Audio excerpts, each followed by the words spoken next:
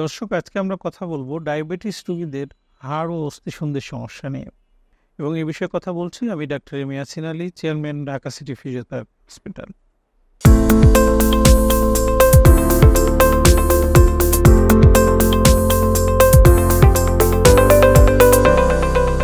আসলে অস্থিসন্ধির যে সমস্যা বা হাড় জড়িত যে সমস্যা, এটা প্রত্যেকটা মানুষেরই জীবনে কোনো না কোনো সময় হয়ে থাকে। বিশেষ করে ডিজেনারেটিভ বয়সটা যখন আসে, 40-এর উপর যখন আমাদের বয়স হয়, হাড়গুলা ক্ষয় হতে থাকে, আমাদের লিগামেন্টগুলা দুর্বল হতে থাকে, জয়েন্টের ভিতরে যে আর্টিকুলার সারফেস থাকে সেগুলার ইরোশন বা ক্ষয় হয়। এই ক্ষয়গুলা নর্মাল একটা মানুষের যে পরিমাণে হয়, যেভাবে হয়, ডায়াবেটিস আক্রান্ত রোগীর পরিমাণটা একটু বেশি হয়ে থাকে এবং আর্লি হয়ে থাকে। একটা সুস্থ স্বাভাবিক মানুষের যদি 40-45 বছর বয়স হয়, ডায়াবেটিস আক্রান্ত রোগীর 35 বা 30-তেই আমরা অনেক সময় দেখতে পাই। তো আসলে ডায়াবেটিস এমন একটি ডিজিজ, এটাতে আমাদের রোগ প্রতিরোধ ক্ষমতা কমে থাকে যদি ডায়াবেটিস নিয়ন্ত্রণে না থাকে। এবং আমাদের যে রিসেপ্টরগুলো থাকে, যেটা আমাদের পেইনের যে সেন্সেশনগুলো ক্যারি করে, দীর্ঘমেয়াদী যাদের ডায়াবেটিস থাকে সেই রিসেপ্টরগুলো সঠিকভাবে কাজ করতে পারে না। অনেক ক্ষেত্রে দেখা যায় যে ডায়াবেটিক নিউরোপ্যাথি ডেভেলপ করে, যে নার্ভগুলো আস্তে আস্তে ক্ষতিগ্রস্ত হয় এবং জয়েন্টের ভিতরে ইরোশনগুলো হলেও রোগী স্বাভাবিকভাবে প্রথমে বুঝতে পারেন না। যখন খুব খারাপ পর্যায়ে চলে যায় তখন এটা বুঝতে পারে। তো এই জন্য ডায়াবেটিস রোগীদের এই বিষয়ে স্পেশাল সতর্কতা থাকতে হবে।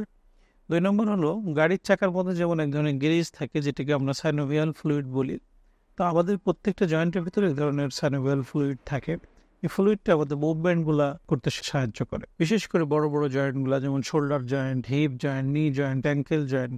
প্রত্যেকটা জয়েন্টের ভিতরে এই গ্রিজগুলা ডায়াবেটিস রোগীদের একটু স্বাভাবিক মানুষের তুলনায় আস্তে আস্তে কমে যেতে থাকে, বেশি পরিমাণে কমে যায়। তখন বিভিন্ন রকম কমপ্লিকেশন আমরা দেখতে পাই। বিশেষ করে শোল্ডার জয়েন্টটা জমাট বেঁধে যায়, যেটাকে আমরা ফ্রোজেন শোল্ডারে বলে থাকি। আমাদের অস্টিও আর্থ্রাইটিস, নি জয়েন্ট একটু আর্লি হয়, হাঁটুর ভিতরে এই ফ্লুইডগুলো বেশি কমে যায়।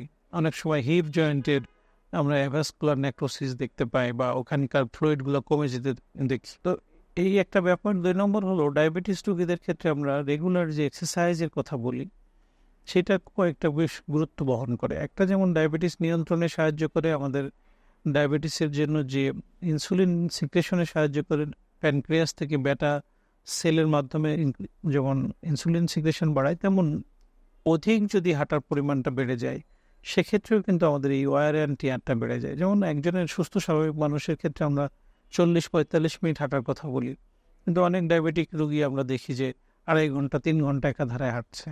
তো এই এক্সেসিভ যেটা, এটাও কিন্তু আমাদের শরীরের জন্য ক্ষতিকর।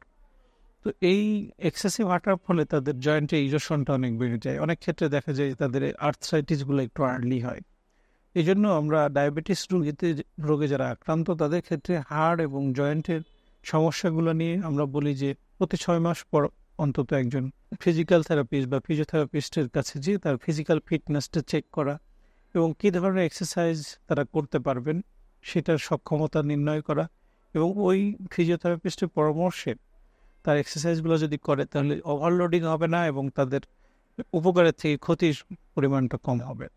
এই জন্য বলবো যে ডায়াবেটিস আক্রান্ত রোগীদের ক্ষেত্রে এই বিষয়গুলো একটু গুরুত্বের সাথে দেখতে হবে এবং জয়েন্ট পেইন হলে দেরি না করে একজন নিকটস্থ ফিজিওথেরাপি বিশেষজ্ঞ পরামর্শ নিতে হবে। ধন্যবাদ সবাই।